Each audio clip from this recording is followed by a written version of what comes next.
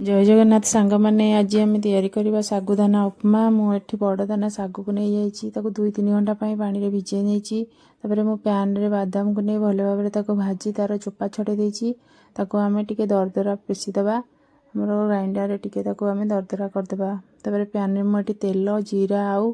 काटिकी रखि पियाज को पकई भल भाव में भाजी नहीं कटा अदा और कटा कंचा लंका पकई भाजीदे तापर मुझे काटिकी रखि आलू को पकई भल भाव में भाजी देती आलूटी आमर सीझीज से आम 1 चम्मच लुण देदेबा टे एपट सेपट कर घोड़ेदेबा ताद्वारा आमर आलूटी जल्दी सीझीज आलू आमर जल्दी सीझीगला मुझे सागुदाना को दे भल भाव में गोल नहीं देखो आम सागुदाना जमा चिपचिपा हेनी से आम भाजिकी रखि बादाम गुंड को पकई भल भाव में गोलदेबा मुझे काटिकी नहीं धनिया पत्र भल भाव में एपट सेपट कर गोलदेबा रेडी होगला सागु उपमा सकाळर ब्रेकफास्ट तो खाइले आपको बहुत भल लगे आ हेल्दी होता है। जय जगन्नाथ।